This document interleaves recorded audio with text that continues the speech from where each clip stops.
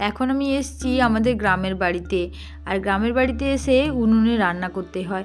আর আজকে বাবা সকাল থেকে নিয়ে চলে এসছে পাবদা মাছ, তাই আমি উনুনে একদম ঝাল ঝাল পাবদা মাছ বানাবো।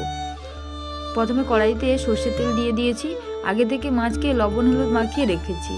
দিয়ে দিলাম এবারে মাছ, কম করে তেল দিয়েছি কারণ পাবদা মাছ প্রচুর ফাটে, গায়ে তেল ছিটোতে পারে, সেই জন্য কম করে তেল দিয়েছি। তারপরে তেল দিয়ে উল্টে পাল্টে মাছগুলোকে ভেজে নেব। দেখো আমি লাল করে সুন্দর করে ভেজে নিচ্ছি। উনুনে রান্না করছি তাই জন্য একটু ধুঁয়ো ধুঁয়ো মতো আসছে।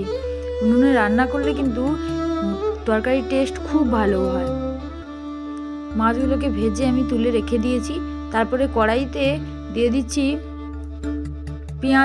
পেঁয়াজ বাটা। পেঁয়াজকে একটু কম করে বেটে নিয়েছি, একদম মসৃণ করে বাটিনি। তারপরে দিয়ে দিচ্ছি আগে থেকে বেটে রাখা সর্ষে বাটা দিয়ে দিয়েছি। তারপর দিয়ে দিলাম পরিমাণ মতো লবণ, হলুদ গুঁড়ো ও লঙ্কা গুঁড়ো দিয়ে ভালো করে মশলাটাকে কষিয়ে নিচ্ছি। মশলা আমার প্রায় কষানো হয়ে এসেছে, 5 মিনিট মতো মশলাটাকে আমি কষিয়ে নিয়েছি। মশলা কষানো হয়ে গেছে। এবারে মশলা কষানোর পরে তেল ছাড়তে শুরু করলে দিয়ে দিলাম বেশ কিছুটা জল।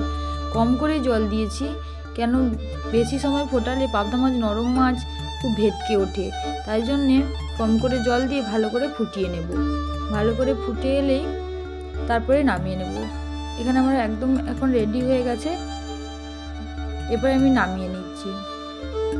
আজকে দুপুরে এই পাবদা মাছের ঝাল দিয়ে খাওয়াটা খুব ভালো হয়েছে, আর এর টেস্ট কিন্তু খুব ভালো হয়েছে। তোমরাও বাড়িতে পাবদা মাছ আনলে এরকম একবার রেসিপি ট্রাই করে দেখতে পারো। আর তোমরা কীরকম রেসিপি ট্রাই করো আমাকে প্লিজ কমেন্ট করে বলো।